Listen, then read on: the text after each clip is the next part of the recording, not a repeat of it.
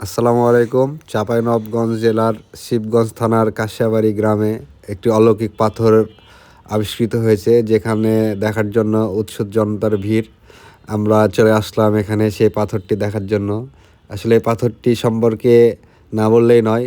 আসুন আমরা দেখি এই পাথরকে ঘিরে আসলে এলাকাবাসীদের মতামত কী, এবং যারা ভ্রমণ পিপাসী আছে, যারা এই পাথরকে দেখতে আসছেন, তাদের মতামত আমরা শুনি। এই পাথর হলো আমাদের পৈতৃকভাবে আমাদের বংশীয়, মানে আমাদের মন্না বংশী যাকে বলা হয়।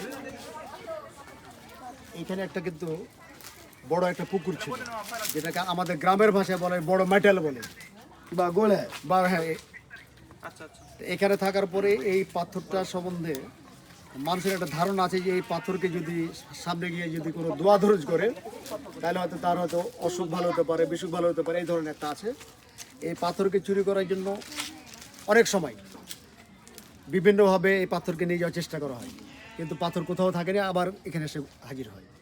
তা আমি যখন এই পুকুরটা একটু বড় করি, তখন ভাবলাম যে ওখানে নিস্তায় না আসে, কোথাও এইভাবে এখানে রাখি। দূর দূরান্ত থেকে কোথাও এখানে এসছে এই পাথরের খোঁজ করতে করতে, বাড়িতে ওখানে গাড়ি রাখার পরে হাঁটতে হাঁটতে আসার পরে এখানে এই পাথরে, তারপরে অনেকে দেখি যে এই পাথরে মানে টেম্পার বানানোর জন্য মাটির নিচেও কোথাও এক সময় রেখেছিল, যে এটা রাখলে টেম্পার হয়। আবার আতপ চাল আর দুধ ঢালে নাকি টেম্পার হয়। এখন যারা আসে, আমি আমার গ্রামের এই পাড়ার অনেকে বলেছি যেটা কী খবর, তো দেখি যে অনেকে আসে একটু দেওয়ার পরে দোয়া করে কিনা, তো আমার বাড়িতে একজন অসুস্থ মানুষ আছে, আল্লাহ তাকে যাকে সুস্থ করে দেয়। এবং এই পাথর সম্বন্ধে আমার গ্রামের মানুষের এতটাই একটা মানে বিশ্বাস যে কেউ বা কারাকে যদি বলে যে এই পাথর আমরা নিয়ে চলে যাবো, হ্যাঁ, সব মানুষ মনে হয় যে রাস্তায় যে না, এই পাথর সম্বন্ধে কিছু বলা যায়।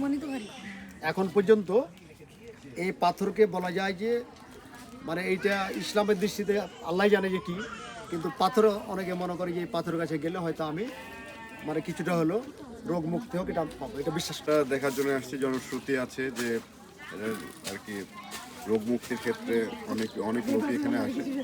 মনে হলো যে আমাদের এলাকায় যে হতো, খুব স্বল্প দূরত্বে দেখে আসে আর এই পাথরটা দর্শনীয় পাথর, বহু 300 বছর আগের পাথর।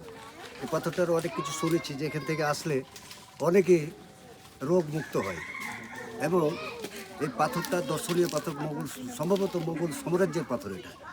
এই পাথরটা খুব কার্যকরী, গ্রামের মানুষজন অনেক উপকৃত পায়।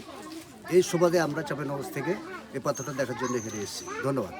আচ্ছা, এই পাথর সম্পর্কে অনেক আগে থেকে অনেক কিছু জানা, যে এখানে সবাই এসে খিচুড়ি দেয় বা মানত করে, সেটা থেকে আমাদের দেখতে আসে আর কি। আপনারা ইতিমধ্যে ভিডিওটা দেখছেন এবং দেখে বিষয়গুলো আপনারা বুঝছেন। যদি ভিডিওটা ভালো লাগে তাহলে অবশ্যই লাইক, শেয়ার এবং কমেন্ট করে দিবেন। ধন্যবাদ সকলকে।